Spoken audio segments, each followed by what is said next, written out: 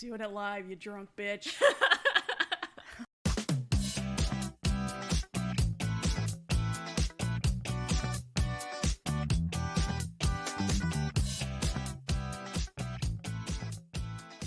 Hello and welcome to Doc to Me. My name is Heather. And I'm Kathleen. And this week we are covering Misha and the Wolves. Oof. While not necessarily a crime doc, I'd say it's a moral crime documentary. I do feel like there was a crime committed here. I wouldn't say by the law, but I wouldn't say it's a war crime, but or a fashion crime, but that eyeshadow. Oof, boy. 1985 called and they want their blue eyeshadow back. This is a 2021 documentary film written and directed by Sam Hopkinson. The film premiered at the 2021 Sundance Film Festival on January 31st, 2021, which I didn't know they had. Figured COVID kind of would have. Yeah, I'm surprised. And on August 11th, 2021, it made its way to Netflix. And I'm glad for that. I had no interest watching this until I saw, like, the synopsis actually, of it and was like, so oh, I okay. was like sitting there and I was like, what are we going to do? Because, like, you know, we were like behind and we really needed to, like, you know, get some recordings under our belt. A couple weeks. Yeah, sick. with that COVID and everything. And so I was just like, what can we do? And so I was like literally like looking through articles about like documentaries, and this was one of them on there. And I just remember texting you about it, and I didn't even think we were going to do it. And then you were like raging about it, and I was like, oh shit, we're doing this one? Okay, we're doing this one. And then I was just like all in. So I'm gonna start off by apologizing for any mispronunciations. It's a 4-in-1 for us. And I've been drinking. And it's already midnight. In the late 1980s, Misha DeFonseca is living in Massachusetts. She presents to a congregation at a synagogue on Holocaust Memorial Day of her experience of the Holocaust. Which, oh boy. Oh boy. Her story is when she was 7 years old. Her Jewish parents were arrested by the Nazis on September 23rd, 1941, and she was told they had been deported. She was placed in the care of a Catholic family named DeWall, where she was given a new name, Monique DeWall. So she's safe here, but the family hated her and called her worthless, so already I had problems with this story. So the family hates you and treats you bad, but they're just going to take you in. Yeah, like I feel like They have no relation to you, but they're just going to... it was weird. I don't think it was like a forced thing. I feel like why take the risk if she's a Jewish child? yeah, like I feel like you could have been sent along to be deported just as easily. Yeah. There's a grandfather of this foster family who is kind to her and tells her that her parents are in Germany, which is east. So this leads her to run away to find her parents with only a few supplies and a compass. Which that does sound like something a stupid 7-year-old would do. Like, I'm just going to walk had a across 7-year-old Europe to find my parents in the largest country in Central Europe. And when I explain this to my 11-year-old, she's just like, what the hell? Like, you're going to During just the middle walk. of a fucking war. Yeah, you're going to just walk to Germany. And I'm like, honestly, I feel like that's some shit you would do. You'd just be like looking at a map like, oh, it's not too far. Have you seen Central Europe? It's gorgeous. Yeah, like, it'll be an adventure. So she just hangs out in the woods and becomes Snow White, becoming best friends with the wildlife. That's where I was like, I don't think so. Well, because you can't be friends with, like, wildlife, because all we think about is that Travis the chimp ripping that woman's face off. Oh, God, that's fucking barbaric. Do you know, I was actually the other day, did I text you about it? I was like looking up like chimps who are like sneaking into like villages and like snatching children and eating them. And I was just like, why am I reading this? And then I got like down the rabbit hole of like, why do I know that monkey's name? Dude, Travis, and then there was the one where he had gone to live in the preserve or whatever, and like the friends, I guess, were like jealous that they were throwing him a birthday party or something, and so they attacked and like ripped off the man's penis. Just stay away from wildlife. I'm fucking horrified by chimpanzees now. Like, they are my biggest fear because, like, holy fucking shit, they're strong. You can't trust any animals. Like, pandas look all nice and they'll rip your face off. Fuck yeah. Koalas will give you chlamydia. Isn't that what they have? I mean, syphilis something. I could get that easily on my own anyway, so... Just kidding. I don't have chlamydia. Or a koala. Also, yeah, I don't have a koala. If I did, though, I'd be charging What admission. would you name it? I feel like I'd probably name it Kathy, just because I feel like it's like...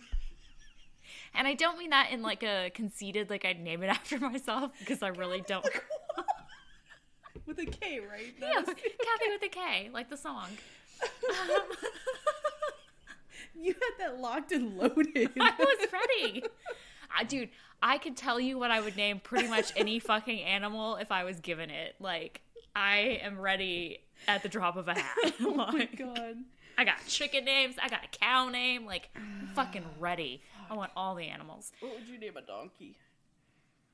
Oh, totally like Bo. No, Stupid Dominic. The Italian Christmas donkey. Oh, God. Have you heard that song? I have. Hee-haw, hee-haw. Oh, my God. The Italian Christmas donkey. La, la, la. So at some point we had the Italians. That was bad to bring up right now. I forget about World War II. At some point, she is caught stealing from a farm and is chased off by the farmer when she runs into a female wolf. Lady Wolf decides Misha is cool, and they decide to team up for some time.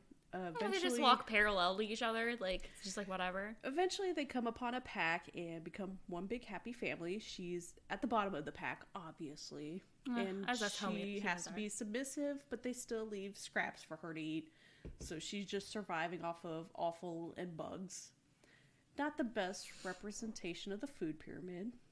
And then eventually she has to stab a rapist Nazi soldier to death who attacked her. Like, just out of nowhere in this story. Like, she's, like, hanging out with wolves, and then a rapist Nazi comes after her. Yeah, she, like, saw him, like, rape a child or something, and then, he was coming towards her, and I'm like, holy shit, like, you can make up a lot of things, but, like, that's too far, man. And by the end, she treks over 1,900 miles through Europe. According to her, she walked from Belgium to Ukraine, takes a boat to Italy, and then goes back to Belgium, going through France. It's an absolutely insane And she's story. 7. Yeah. And I have a 7-year-old, or she's 8 now, but, like, she's fucking helpless. Our 11-year-old couldn't even do anything. Fuck no. Like, there's no way. I don't even trust my 11-year-old to walk home from school.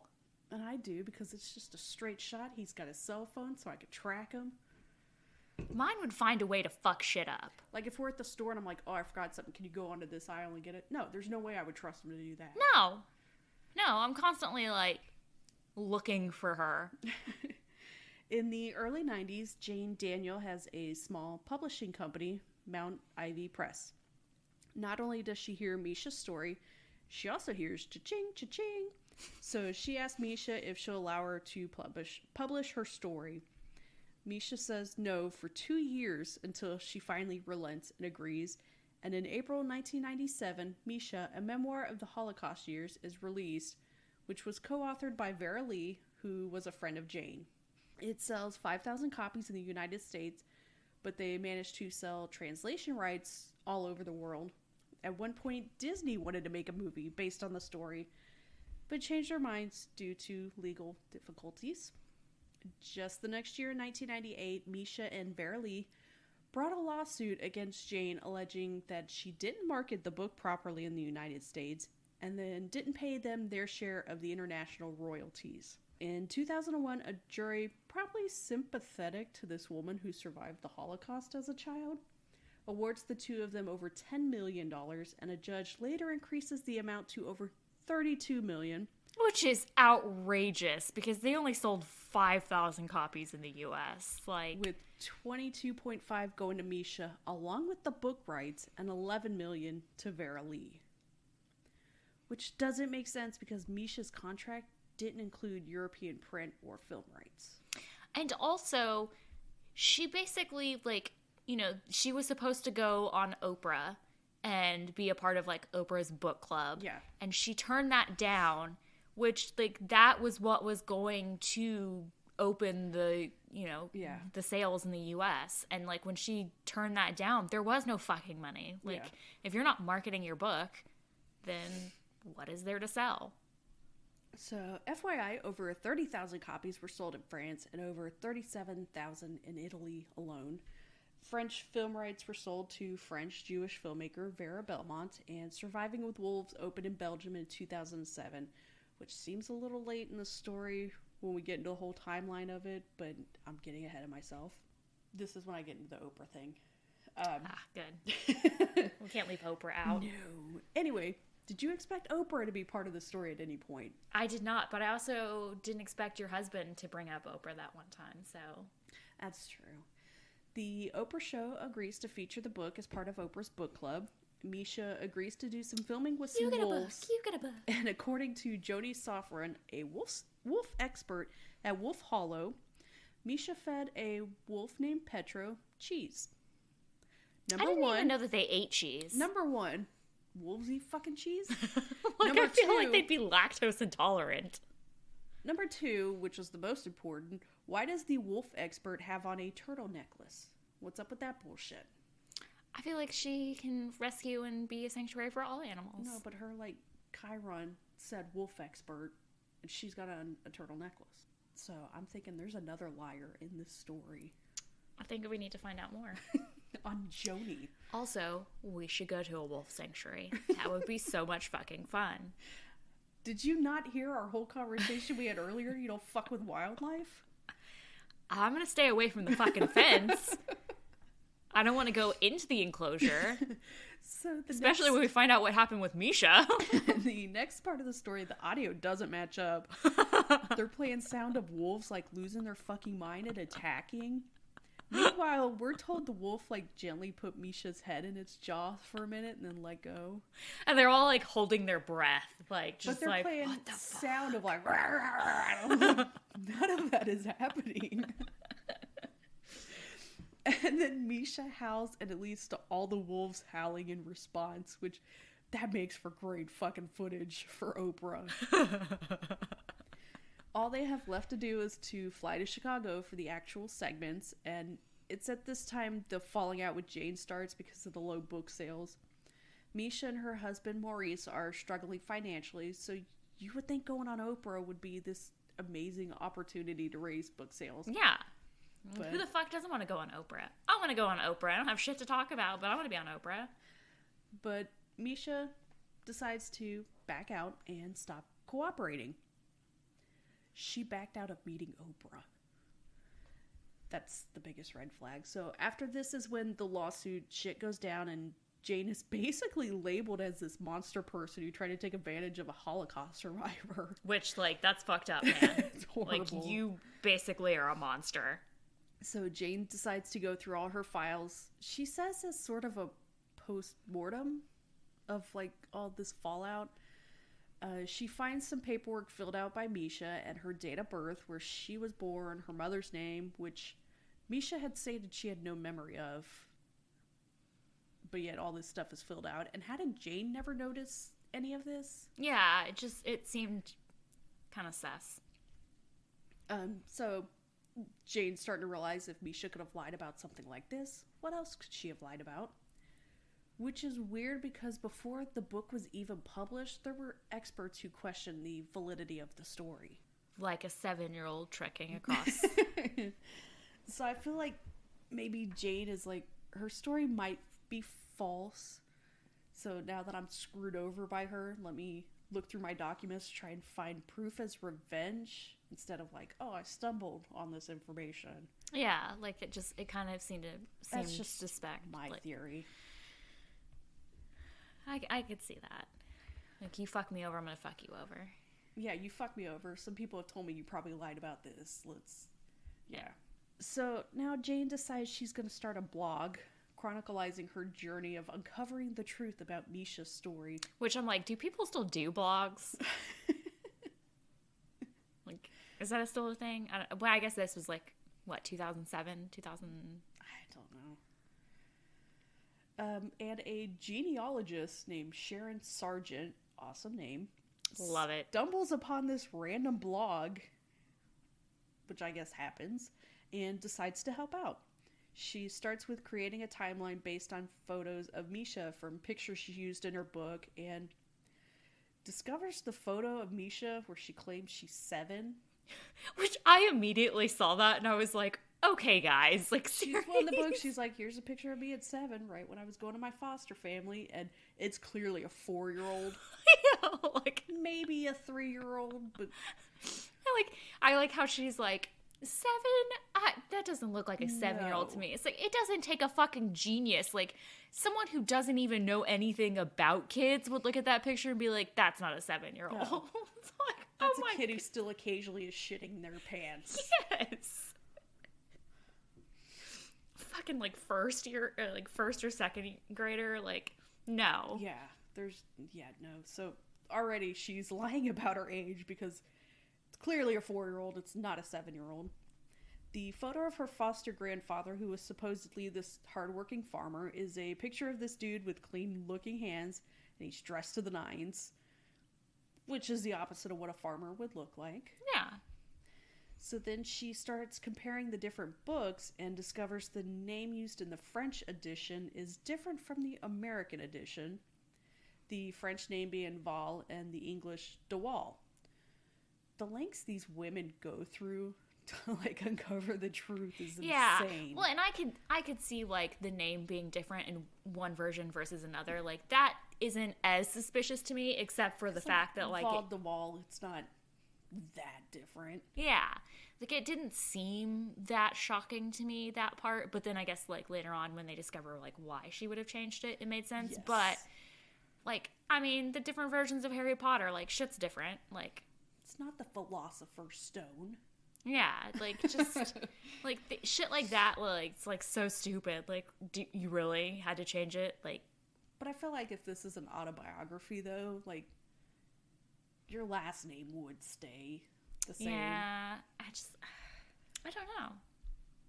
So Jane tells us that at this point she's struggling with how to deal with this. She doesn't want to accuse Misha of lying because holy shit, Jane is wrong, and she's basically attacking again a Holocaust survivor. Like, whoo, boy, who went through this horrible, terrible upbringing. Sharon, the genealogist, has a hookup in Belgium with a Holocaust survivor who happened to grow up in the same area Misha claims to have grown up in, and decides to get in touch with her. Eveline Handel grew up not knowing what happened to her parents until she was about 40 and decided to do some research. Which, oh god, FYI, they both passed away at devastating. Auschwitz. Her story is like, let's make a movie about her. Yeah, no, I agree. Like her childhood. She has a story about visiting Auschwitz and not knowing where to live a gift, like as a memorial to her parents. Which, yeah, she had like fuck. She also kind of had like the same story as Misha, surviving through the Holocaust, so she's a great choice to be like, is this woman lying? Yeah, so she was actually one of the hidden children. Yeah. So Eveline searches through the city directories during the 30s and 40s to see if she can find any evidence of a family with either name, and Val is nowhere in the phone books, but a shit ton of DeWalls. Didn't they say it was like over 200 or something? It was a lot.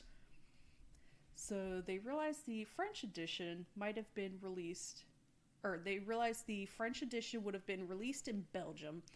So now they're wondering, did she change the name because then nobody in Belgium would be able to recognize her story? It's fishy. So the next step is Misha says she can't remember her original surname, but she does remember her parents' name, Reuven and Jerusha. So now all they need to do is look over Nazi records of deportation and try to find these two people being deported around the same time. Surprised they can't find anything that matches. Nope. And then I learned something new. Apparently there was a list of hidden children. That was genius. Obviously I knew there were hidden children, but not that there was like an actual list. Well, it's amazing. Like, it would make sense that they would keep records because they'd want to know where the children were after all of this was over with. which, I mean, sadly, like, a lot of them, you know, didn't have families to go home to, but, and the idea that they kept, like, extensive lists. Yeah, so they had all the information split between 4 books that are scattered, so you couldn't find out all the information, like the child's name, like their real name, the foster parents, the birth parents, unless you had all 4 books. Because they didn't want the Nazis to be able to find the books and get the children. Yeah. So Eveline looks through these books to find Misha's parents, and again, can find no information or even a Misha or Duvall. So once again, a dead end. I wonder if Misha had any idea any of this was going on behind the scenes. I can't imagine that she would have. Because she's still, like, giving speeches and an art show in her honor. Yeah, like giving television interviews where she's sobbing, telling the story. It's so dark. So now they're thinking, well, maybe she's not Jewish. And if she's not Jewish, then she'd likely be Catholic. So Eveline starts visiting churches in Misha's hometown of Etterbeek to look for God, I can't say this word. Baptismal records. The first 2 churches, nothing. The last church burnt down, but they kept records in a separate building. Which, cha-ching. And it's there that they finally find someone who matches Misha's birth date. We share a birthday. And her mother's name. That's someone, Monica Ernestina Josephine Duvall. Who is a Catholic. Yeah, so her name isn't even Misha. She's definitely not Jewish. And she lied about her parents' name. Her dad is Roberti and her mother is Josephine. So in English, the names would be Monique, Robert, and Josephine. But it's all not absolute proof because they used to take the names of dead children and give them to Jewish children as another way of hiding them. Yes. This isn't going to stop Eveline. She heads over to the school Misha mentioned attending in her book. Can we take a pause to talk about how, like, much of a beast this woman is? Oh, yeah. Like, her investigative, like, holy shit, the fortitude of this woman, just like, oof. Like, it's amazing how it's like, well, this isn't here. Well, we can look in this place and figure out this thing. And like, a lot of people wouldn't even these books just for, like, 2 names next to each other. It's, like, insane. Going through the school records.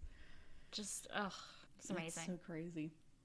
She finds proof that during the time when Misha was supposedly wandering through the woods trying to find her parents, Monique was registered at school. And attending. Yeah. So you can't go to school during the day and then go trudging through Europe at night with wolves. And I love that everyone is kind of upset about the whole story, but more so her lying about being Jewish. It's a pretty big lie. Like, so while these women are working together to figure out these huge lies, that Surviving with Wolves movie comes out, and Misha's doing these bullshit interviews with tears in her eyes, saying the young actress portrayed her well, and it brought back all these memories of everything she went through. Like, I was getting so mad. It's just, it's disgusting. To be making all this money and getting fame off of lying about suffering through the Holocaust. It was at this point when I was, like, texting you about that woman who faked being there at 9/11. And which, was just as gross. Yeah, she said she was on 9/11 when the plane hit the building. She was in one of the buildings. She lost her husband. Which is just, like, fucking disgusting because, like, she didn't even know the man. Became a founding member of the World Trade Center Survivors Network, and she wasn't even in the U.S. on September 11th. She was, like, in Barcelona or something. Whew, don't get me started on that. So I was like, maybe we'll cover that, the woman who wasn't there. Like, when we feel like being angry again.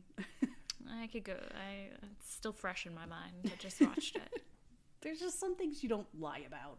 No. You don't lie about being in the Holocaust. You don't lie about 9/11. No.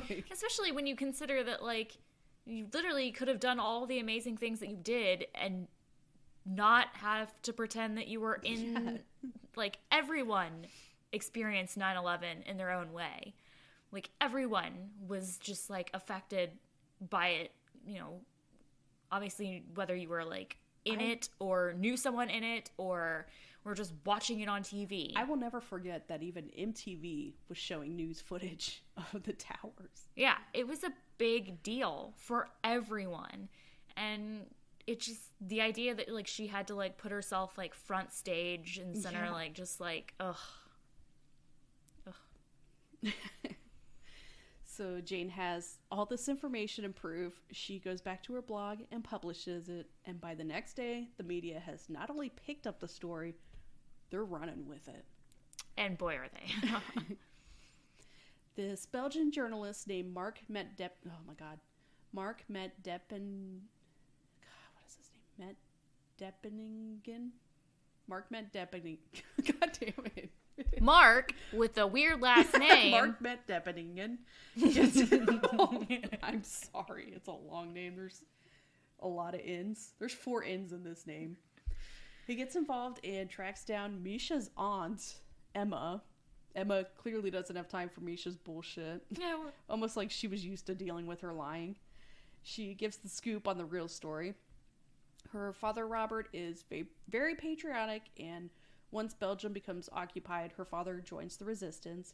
He would recruit fighters, gather weapons, give over information to the Belgian government, who was hiding out in London. So, like, hardcore spy shit. Yeah, he was trying to do his part, but he wasn't really down low about it. Yeah, unfortunately, Robert's discovered because he's quite proud. Just, like, tells everybody. And, so it was kind of weird, the timeline we're given. He's discovered, and then at one point they say he and his wife and 41 other fighters are arrested and sent to a prison in Cologne where he's tortured, and then eventually he and his wife are sent away to camps. But then they also said because he gave up information they arrested. So I wasn't sure when... Yeah, so the way it made it seem was that, like, he was found out, like, him and his wife, and he was tortured while in this, like, prison in Cologne, and he gave up, like, all of his, like, co-conspirators while he was being tortured.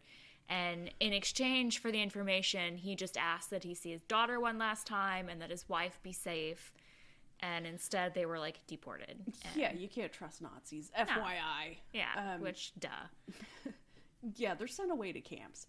According to Nazi records, Robert was executed on May 3rd or 4th, 1944, and Josephine died sometime between February 1st and December 31st, 1945. Pretty big gap. Yeah. Sometime in the year 1945. Misha was first sent to her grandfather and then to her uncle, where, as her aunt says, she's referred to as the traitor's daughter because her father, of course, gave up information during his torture. Which is pretty fucked up. I feel sympathetic towards her in that regard because, like, she's lost her parents with the Holocaust, and now she's being, like, shunned by people because their father, you know, is essentially a traitor. But, like, who wouldn't? Like, it just brings to mind the whole... Put yourself in the same group of, like, kids at, like, concentration camps and shit. Like, no, well, and I mean, you're still going to school. Yeah, she's still going to school. She did lose her parents to, you know... I'm not saying, like, she had a great time growing up, but... No, exactly. Like, she definitely experienced the horrors of the Holocaust, but not to the extent that the Jewish children would have. No. And it's gross that she would, like, you know, appropriate that experience or whatever. You know, it was shitty that they were, like, calling her those things when she had no part in that. And, like, fuck, like, show me one person that's being tortured that's not like, I will tell you everything. Yes. You just have to tell me that you're gonna pull off my fingernails, and I'm like, I will fucking, like, I will suck your dick and tell you all the secrets. I don't fucking care. Like, let's do this. Like, that is fucking horrific. The town eventually had a plaque dedicated to the resistance fighters and had Robert's name on it, but his name was later erased because everyone thought he was a Nazi sympathizer. Which is fucking sad. That's so horrible. Yeah, like, that's... The man was tortured. Barbaric. Like, I can't see him being proud of being a resistance fighter and then just one day switching sides. Yeah, just... and dying for it. For no reason. Like, it's not like he, like, went on to live this cushy life. No. Like, he died. He was fucking executed in a prison. Like, clearly, he was trying. Yeah, it just made me feel made me feel conflicted to just, like, erase him. Pretty soon after all this is released, Misha releases a statement on February 29th, 2008, acknowledging her book was fiction. Her real name was Monique DeWall. Her parents were Catholic, not Jewish, and she didn't leave her home during the war to find her parents.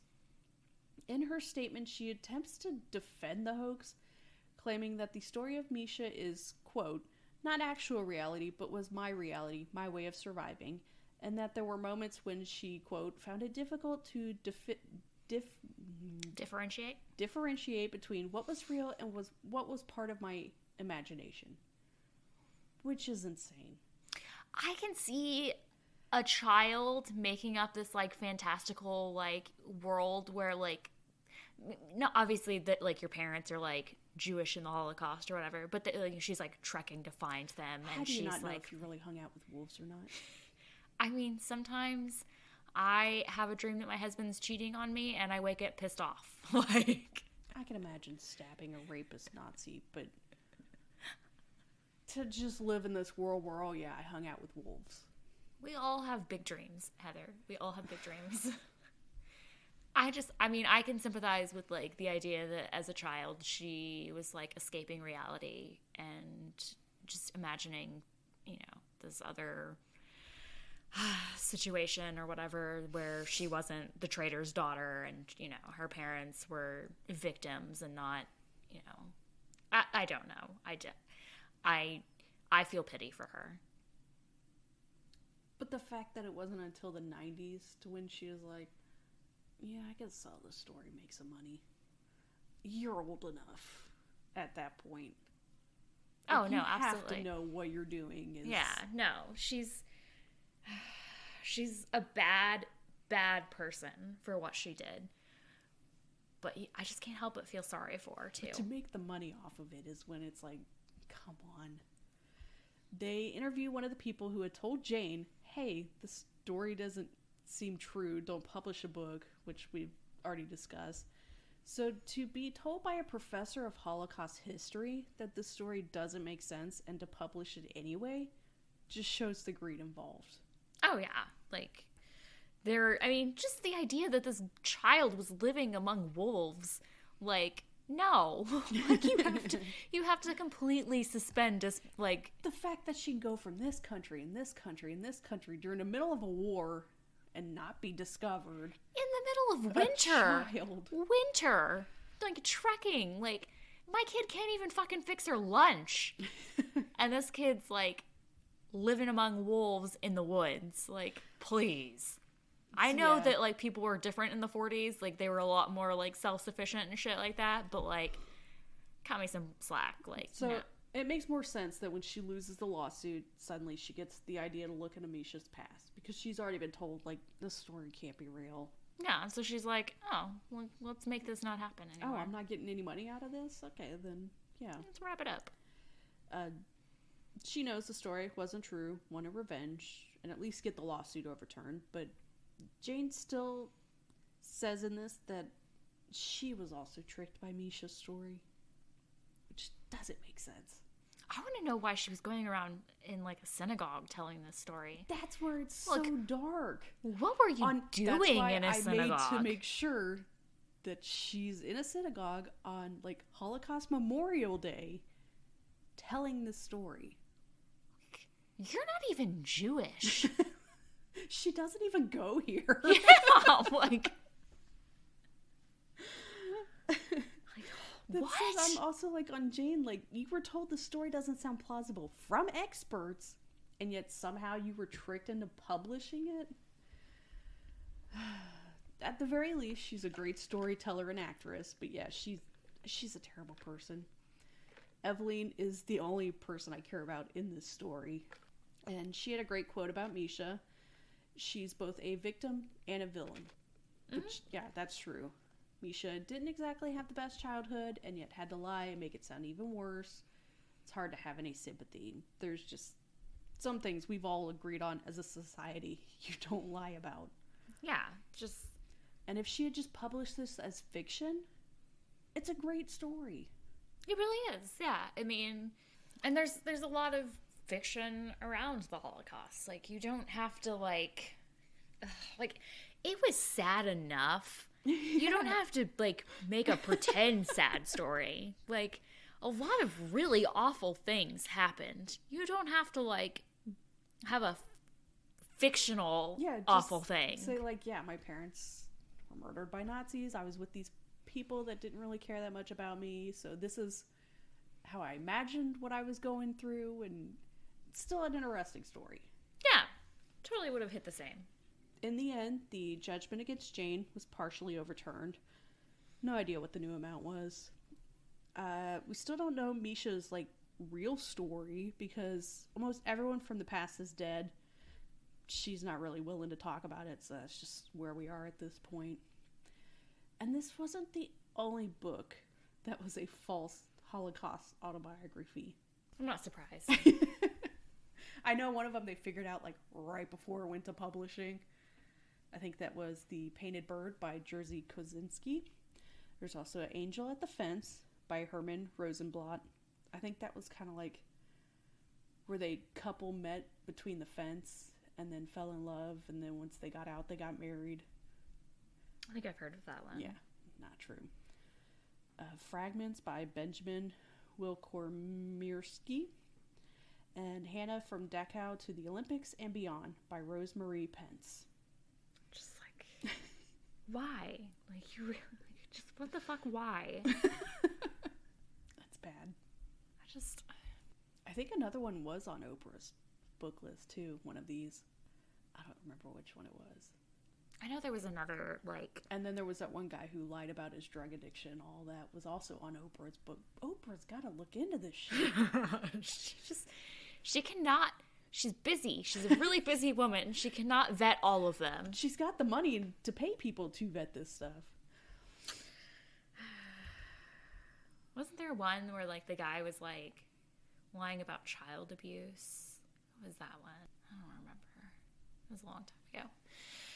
Anyway, just think we as... Lie all you want, but don't try to get money off of it. Don't lie about the Holocaust and 9/11. Yeah, I think, like, morally, there are some things that you don't insert yourself into.